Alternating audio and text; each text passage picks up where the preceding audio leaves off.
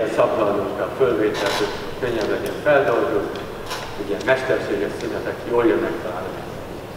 Egyébként nem tudom, nézték a múlt köré felvételet, nekem nagy élmény volt a kis unokámat itt látni, adja a műsort, hát bejöttem, gondoltam, a nagymamáknak, barátoknak nagy siker. Hát a hallgatók jobban szerették volna nyilván, hogy a ZH feladatot megoldásai, mondjuk el, de azt azért mégsem. Na most akkor csináljuk azt, hogy az adatok, amelyeket itt fölveszünk, véletlen által születnek. Hadd induljak ki rögtön a kétdimenziós esetből, és akkor tőlem az adatokat, páng, ott a nagy semmi, de belerakom véletlen értékeket. Gyorsan, hogy enne roncsam a fájlomat, ezt megszévelem egy másik név alatt, széljön ez, oda bele, és akkor adatrendszerre helyett jön a valváltozóra. Valváltozóra című. Jó, és akkor ez a 02-es. File, id. Na hát akkor tök mindegy, hogy mit rakok ide, szépen fog működni, hogy így egyszerűség kedvéért hadd rakjak ide egy randomot, vakadnék exponenciális ide, minek, ide pedig egy nem másik randomot akarok független lenni ettől, hanem azt rakom, hogy ez a random beszorozva egy újabb randommal. Akik netán már találkoztak, jönnek a Tolvajok című feladattal, ami a e-heti gyakorlati anyag első példája, ez van ott. Az első tolvaj éjfél előtt jön egy véletlen időpillanatban, 11 és 1 között egyenletes eloszlás szerint, és mennyivel éjfél előtt jön, azt raktam ide bele. Tehát nem az érkezési időpontot, hanem azt, hogy mennyivel éjfél előtt jön. Tehát a mi vannak most 0,42 óra, ez most nem percet jelent, hanem órát. És akkor a haver, ez a tolvaj leadja a haverjának egy drótot, hogy gyere pajtás, ide most be lehet törni, és akkor indul a másik haver, és akkor az ő érkezési időpillanata és az éjfél között egy véletlenszerű időpontban megérkezik a másik tolvaj is, hogy mennyivel éjfél előtt jött, azt írom ide, és az egyenletesség miatt akkor ezt az y-t így kell szimulálni. Jó. És akkor most 5 kísérlet van, 5 egymást követő nap, mindig jönnek a tolvajok, és akkor nézzük azt, hogy mennyi lesz az átlag. Kicsit rendbeszedem a dolgokat, mert nem igazán jól látni, az is legyen csak 0,2 jegyre, minden legyen csak 0,2 jegyre, nem kell nekünk olyan sok. Azt hiszem, így rendben van. No, azt mondja, hogy tehát az első rablók, meg 5 ilyen esetről van szó, éjfél előtt átlagosan 0,63 órával érkeztek, a másodikak éjfél előtti, hogy is kell mondani, mennyivel éjfél előtt jöttek a második rablók, ennek az átlaga 0,18. És akkor itt vannak a szórások is valahol, itt meg itt van a kovariancia is, meg a korrelációs együttműködés is. Most nem érdekes, hogy mennyi ez a numerikus érték. Tudnék, ha most csinálok egy másik 5 éjszakát, akkor az átlagra itt más jön ki, 0,76, meg a szórásra is más jön ki, meg minden más jön ki. Most 0,44, ezt az egy számot nézem, mennyiben már 0,27. No, 5 kísérlet kapcsán bizony ez így működik, ám de ha nem 5 kísérletre csinálom, hanem sokra, úgy oldom meg, hogy nézzék meg, most lehúzom ennyit és insert, hogy keletkezett annyi üres hely, és akkor ezeket az utasításokat, hogy csak behúzom, úgy, akkor már is, mit tudom én, de 10-nél több kísérletről van szó, az átlag ott van 0,65, én látom, nem tudom, önök is látják-e jól, nézzék, 0,52, 0,50, 0,56, 0,44, 0,50, 0,67, 0,50, 0,52, 0,49, Mit csinál ez az átlag, hogy így újabb és újabb kísérletezőket nyomogatta? Ingadozik. Még eléggé nagyon ingadozik, de már én érzem, hogy 0,50 körül ingadozik. Önök is tessék szimatolni bele a levegőbe, és 0,52, 0,51, 0,38. Hát igen, de nagy az ingadozás. Jó? Akkor ezt most megszéveljük így, file, save as, azt mondja, hogy oda, és akkor ide írom, hogy mit tudom én, 10-valahány kísérlet, tehát kevés kísérlet, így, és akkor most gyorsan file, save as, higgyék el, hogy amit most csinálok, ez nem egy időpazarlás és bohóckodás, de úgy gondolom, hogy ezzel adott nyomatékot annak, hogy ilyen lépéseket kell önöknek megemészteni, felfogni, helyére rakni, stabilizálni, és így lesz ebből egy rendes tudás, mert most sok kísérletet csinálok, tehát nem 10 inzertálás, hanem na nézzék mennyi. Húzom. Na ennyi elég lesz már. Úgy, és akkor jobb klik, insert.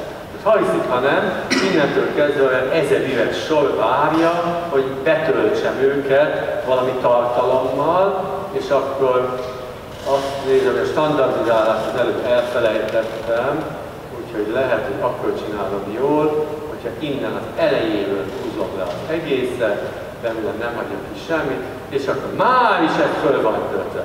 Tovább, kicsit pihenek, ugye látják, idáig betöltöttem. Mindenhol ugyanaz a nóta szól, mint előtt 5 adat esetén, most 1000-valahány kísérleti eredmény lesz oda betöltve, oda valóban csupsz, és tessék csak nézni, azt mondja, hogy igen, Ctrl-N és Home, itt van még az átlag, na mennyi? 0,50. És most 0,50, 0,51, 0,50, 0,50, 0,50, 0,51, 0,49. Megvan az ingadozás, ez már olyan kicsi, hogy gyakorlati szempontból nyilván az elméleti 0,50 értéket, ennyi a várható értéke a randomnak, helyettesíthetem bizonyos szempontból a kísérletekből adódó eredményekkel. Még ez a helyettesítés is sokszor odafigyelést kíván, és ezzel a dologgal foglalkozik a matematikai statisztika.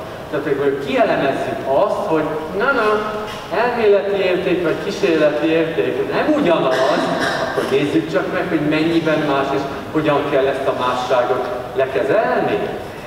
Nagyon szép dolog. Amikor én voltam diák, én akkor szerettem meg a valószínűségszámítást, amikor a statisztikát megértettem, megemésztettem, és ez egy nagyszerű élmény volt. Ez egy fokkal nehezebb. Tehát önöknek még nehéz lenne ezt is belevenni a megtanulandóba. Volt, amikor próbálkoztunk ezzel, mert a szaktárgyak nem csak a gatyáznak, ők használják azt is, amit mi nem tanítunk, mert szükségünk van rá. Tehát volt, amikor próbáltuk az utolsó 1-2 előadásban a matematikai statisztika elemeit tanítani, de valahogy elment a kedvem tőle, mert egyrészt az utolsó 2 évben senki nem figyel oda arra, hogy mit tanítunk, másrészt addigra már nem megy el, szóval nem lett semmi igazi gyümölcse a dolognak. Lehet, hogy majd egyszer megint azt gondoljuk, hogy a 700-nál mégiscsak kéne. Na, azt mondja, nézzük a többi adatot is. A szólás. Az x-koordinátának most 0,30, ugye látják, amit most bekereteztem. Látják? Látszik, igen. Most 0,29, 0,29, 0,28, 0,29.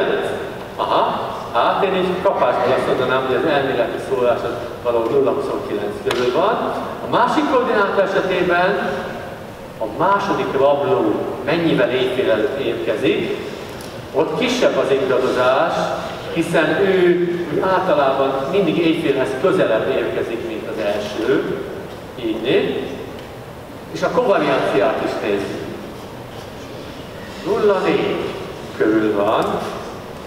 Igazából nem a kovariancia a jó jellemző, az egy technikai segédeszköz, kb. Olyan szerepe lesz, mint annak a dolognak, amikor itt a koszinusz tétellel felírjuk, hogy C négyzet egyenlő, A négyzet plusz B négyzet mínusz 2AB, és ide azt hiszem koszinusz, na milyen betű, gammát kell írni. Aha, amilyen szerepet ez a szám játszik, ő a korrelációs együttató szerepe, hogy kicsit magasabbról nézve, amikor már kellőképpen felülről látjuk ezt a témát is, meg amit mi tanulunk itt azt is, akkor kiderül, hogy lesz majd egy koszinusz tételhez nagyon hasonló tételünk, amiben persze belekerülhet ez is, amit durván a korrelációs együtthatónak felel meg, de belekerülhet ez is így, ami a kovarianciának felel meg. Jó, amiket ideírtam, ez teljesen értelmetlen most, de én tudom jól, hogy ez nem is olyan butaság, hanem nagyon is az igazság, csak ezen a szinten ezzel nem szabad törődni, mert nem lehet megérteni. Na és akkor, ahogyan ezek az átlagok itt mind szépen stabilizálódnak, kínálja magát az a lehetőség, hogy utána gondoljunk annak, hogy az elméleti értéket hogyan lehet az elméleti eloszlásból kiszámolni, és akkor szépen megtanultuk, hogy az átlag a várható érték körül ingadozik, ami diszkrét esetben szumma xpx, folytonos esetben pedig integrál x fx dx, mindig a megfelelő x-ekre szummázva vagy integrálva. És a varianciára is megtanultuk azt, hogy azt ki lehet számolni úgy is, hogy vesszük az x mínusz átlag négyzetének a várható értékét, vagy pedig egy egyszerű algebrai szabály miatt, úgyhogy vesszük a második momentumot, abból kivonjuk az első momentum négyzetét, a szólás pedig a variancia négyzetgyöke. A kovarianciára is van egy szép szabály, hát íme csak meg kell értenünk, hogy miről van szó. Az átlagtól vett eltérések szorzatainak a várható értéke, amit szintén pofonegyszerűen algebrailag be lehet látni azt, hogy a kovariancia az egyenlő a szorzat várható értéke mínusz a várható értékek szorzata. Tehát ez emlékeztet arra, hogy a varianciája az x-nek, de oda is írhattam volna, hogy kovarianciája az x-nek és y-nak írni. Variancia esetében itt ez áll. Kovariancia esetében az áll. Ezt nem bizonyítom, nem, hogy akkor a trivialitás, hogy ezt vagy egyedül kell átgondolni, vagy esetleg gyakorlaton megcsinálni. Az előadást értékesebbnek érzem, mint egy ilyen tingli-tangli dolgokkal foglalkozó. De viszont most egy példát fogok majd venni, ez még belefér a szünet előttbe, ahol kiszámolunk minden fűt, fát és kész. Jó? A példa pedig